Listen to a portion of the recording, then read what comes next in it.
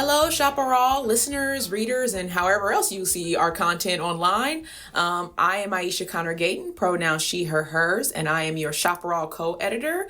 I am delighted to be here with Outreach and Student Engagement Librarian Jennifer Quiñonez-Skinner. Hello, Jenny. Hi. How's it going? Pretty good. Thanks for having me. Yes, we're excited to have Jenny talk to Chaparral because you've probably seen her either in person or on Zoom or maybe even out in the community at like a Trader Joe's or a dog park.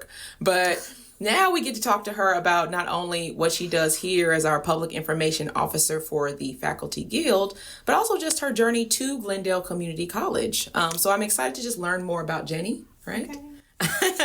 And talk more about what it means to be civically engaged in our local area. So let's jump right in. So Jenny, share with us kind of what was your path to Glendale Community College, and specifically how do you kind of get into civic engagement as a part of your life? Yeah, of course. I mean, I've lived in Glendale for a bit. I picked Glendale honestly because it was off the 2. Smart. My family, my grandmother had lived in Doherty, and my mom's family was originally from Pasadena, so I kind of wanted to stay close to the foothills. I was not a West Side girl, but I wanted to be able to get to downtown and go do fun stuff, so I was like, the 2 seems like the easiest freeway, and that is actually how I picked Glendale. And then I was in my 20s, and I was, in grad school, and I did the commute to UCLA, and I moved out for a period and then came back after I got my job at CSUN. But I really loved Glendale because it was walkable. I liked the generations that were here. I loved being able to, it had a very, just the community feel. Like, people would be out with their grandkids, walking around at night. You could go to the store. I just really enjoyed that. And I think, too, as a woman that was kind of on my own, it was nice to feel part of a community where I felt like I could be out at night or I could be, walking around. And I think that was kind of it. And I liked CSUN, and the Valley is a really great place. It just didn't feel as like you could walk around as much. And I wasn't ready to kind of settle down, I think. I was kind of thought if I was going to settle down in that way, I'd end up in the Valley, but I just didn't. So, yeah. Okay. Yeah. I mean, I feel like most of us, if not for job prospects, definitely for travel to and fro, whatever campus. Yeah.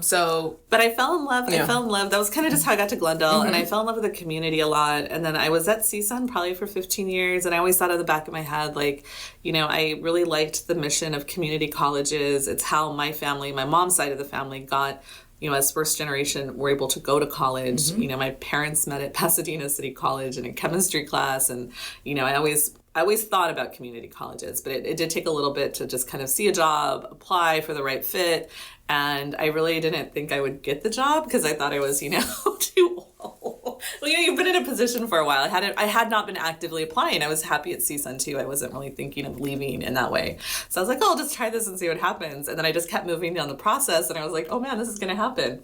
So it's been really great. I think it's been really such a good community to come into.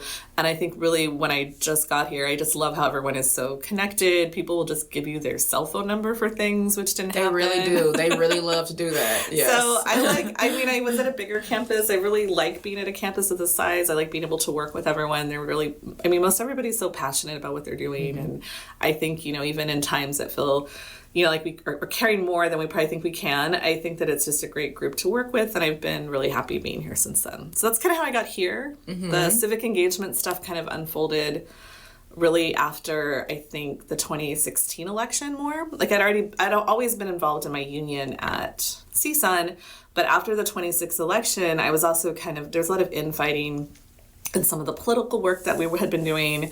And I just was like, God, is this what we're doing? Like what's happening here? So I started, someone ended up reaching out to us to try to figure out how to engage more Latino voters in the city. And then that just sort of snowballed into us working on Dia de los Muertos and becoming more involved locally. And for me, that's really been the thing. And I think everyone has to pick a thing they want to do. But I do think for me, knowing what's going on in my city, being able to know things that are happening. I think we're also so busy all the time. If you can make time to do that, it's so important, and your city leadership does want your feedback. Like, they're always constantly asking you to go to these events and to provide feedback.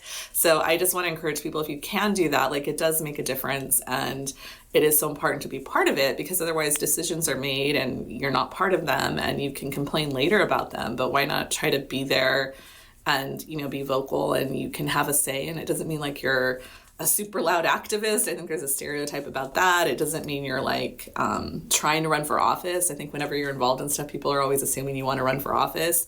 And I'm like, you don't have to. You can just care about stuff and want to give your opinion, and that's totally fine. And to me, that's what being civically engaged is. You're paying attention, you care about your community that you live in, whatever community that is, and you want to be able to have a voice to help shape it. And that's what that is. So. Yeah, I think it's really important for people to know that there are levels to what you can do. I know I feel like a lot of us, especially at Glendale, are very much join and figure it out later kind of people. And so it gets very overwhelming when we think about adding to our load. Like you said, we already feel like we do a lot. But I guess for folks who are kind of thinking about getting civically engaged, what are the kind of skills or resources that are kind of critical to your understanding of like local Glendale politics, but also just what's going on, like you said, in your community? I think it's definitely identifying like an issue or something happening in your community. It could be as simple as like, I have a street that's still driving me nuts where I think we need a crosswalk. So it could just be that simple. Like, what is something in your community that you think will make it safer, better, more fair for people? Any of those things. I think those are things to think about in your community for getting involved. And that's just really a base to start on. It doesn't have to be anything huge. I really also started just volunteering a little bit. The public library here has like an English language program where you can become a tutor. So I started doing that and meeting some people through that. And then I did that for a little bit. But then I started working on the Dia de los Muertos celebrations and got more involved, and then ended up on boards, which is fun. But I do think like you don't have to do that much. And it's also okay to say no to stuff. I think saying no is important too. Like, you can very easily be like a person that's there and a visible person, and they're like, oh, they come to you for like the Latino perspective in the city. And I'm like, I'm one person with a very specific viewpoint and lifestyle, my own privileges, my own like things that are going on with me. Like, you need, like, who else are we not including? So I think at the minimum, if you can get involved and just ask that question of who else isn't at this table, because that's happening a lot. And you're like, who else are we not including? Who else's voice isn't here? And if you're at a place where you can have a little time to be able to do that and add that voice to those conversations, it's so important. And you don't have to speak for other people. You don't have to have, we say, like the key to the lucha. You don't have to have like the key to the struggle. Like, you don't have to have the answers. But I think being aware enough, and I think folks here that work at a college are probably more aware than a lot of people in their community, what voices aren't at the table, and how should we try to get them? And how should we try to like reach out to more people? So I think that's a big part of it too, is just asking that question and making sure that like, I think stakeholders, like people in your city and city leadership, are also thinking about that too. And I know a lot of us here, because we're at the college, like you said, are very connected, not only to the community around the college, but also to the students who live in Glendale. And so those issues pop up. And you kind of see where the need is, right? Where you're like, oh, this is something that I've heard now 3 or 4 times from students. So even if you aren't in Glendale, like I don't live in Glendale either, you hear enough about it, and maybe you're here enough physically because of the job that you kind of see these issues kind of maybe they're just stirring around, and you're like, I think there's something happening here. Maybe I can go see more about it. Yeah. Okay, well, I think you've mentioned a lot of what we already talked about. I think this idea of, again, being civically engaged, we talk to our students about it all the time. Yeah. It's kind of time to take our own medicine in a good way, and realize that we can come at different levels. Start with 1 or 2 issues. Start volunteering. You can always start at the library. They never not need people. If you don't know where to go, start with the library always. It's always a great way. You don't need to walk into City Hall. You can start smaller. And I would also say too, like, check out, and I had a little bit of bias, I'll admit this. I was in Key Club for Quinonez in high school in Orange County, and I had the worst experience. And this is going to have a better ending, I promise. But like, we ran one of the students that I took piano lessons with, they were also Latino, and their family owned a restaurant, and they had an orphanage in Mexico that they would get donations for. So I was a Key Club president, and I was like, okay, let's get donations, like really like naively high school student, let's get donations for this group. And I went to Quinonez and I presented it there. And I got back like cans of like spicy beans and like just like it was for kids and like old like adult used clothes. And I just left feeling very like, what is this group? Like, and it's so, and you know, your interactions with community groups can be that limiting. But I will say this, I went in with my own biases about the service clubs in our city too. And I have found in our city, we have such an amazing and active Rotary Club. We've got Kiwanis. Rotary didn't allow women for many years, so I also had my own biases about that. But, you know, a lot of these service clubs too have the intergenerational work, I think, is really important. I think we don't do it enough because we tend, and that's not where you have to do it. It could be your church, it could be somewhere else. But I do think like those clubs are doing so much really good work. There's one in Verdugo's that's working with foster youth, and they've done some donations on campus. They're very connected to campus here. I know they've been working with folks at GCC. So I think that really we all have sort of our own biases about different groups or getting involved, and I think that online environments make it worse because it pulls us apart more. And I'm not saying don't be in spaces that you feel don't want you there. Like that's definitely not what I want to get across. But I think all of us do need to try to interact with people more one-on-one. Because our online identities and the things that we share are not who we are. And some people that I find super annoying online are some of like my favorite people in person, right?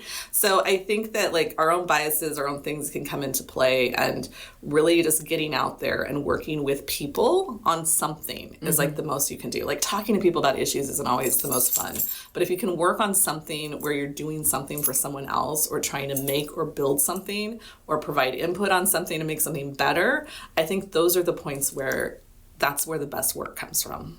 Yeah, I think that's a great point. And I was a Rotary Club girl as well back in Illinois. It is a really good way, again, if you're wanting to volunteer and you're not really sure how to get that like entree right, or you're like, oh, I don't want to walk into a building or walk into these service clubs can be very good for at least showing you what they're working on in the community. Now, if you know, like you said, interface with people and they don't want you there, you feel a vibe, that's fine. You can find your space, but these issues are always occurring, and they always need people who are going to be engaged and who just honestly want to either help or even just get to know people who are helping, right? Yeah. And that can be your role as well. And the leadership in these clubs has also changed like dramatically since like the 80s in South Orange County too, I would say. Like from where that one experience, I really want to like say that one experience was very unique to where I was living in the time period too.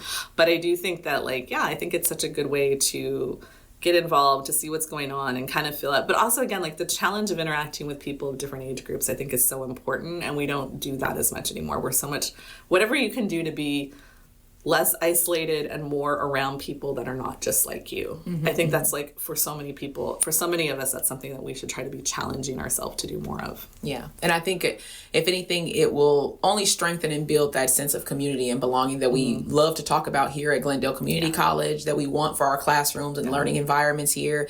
And so now we can extend that to the community. And I think Jenny has given us so much in terms of both suggestions and just straight up asks. Go out, talk to people. Don't isolate when you feel your worst. Maybe that's the time to actually go collaborate and find a new intergenerational space to make a difference in. Yeah. So I would say follow your city on social media. Like a lot of cities have accounts.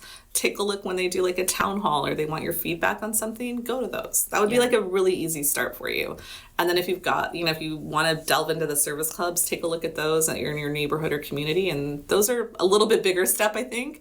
But first step, find your city's Instagram account, follow a couple of their pages. They usually announce a ton of opportunities, your public library too, to be able to provide feedback, volunteer, get involved, and just do one thing. Yeah. One thing can be a lot. Yeah, so. I'll add to that too. Like the council members also have everyone's council/council member usually has a page. They do a lot of volunteering opportunities, usually early on a Saturday or Sunday. So I recognize the need sometimes to maybe skip a couple of those, but just try to go to maybe one and see what the vibe is. Maybe you'll run into some neighbors that you've seen around, and that can be the beginning of what can be beautiful community building. Yeah, so. I like that.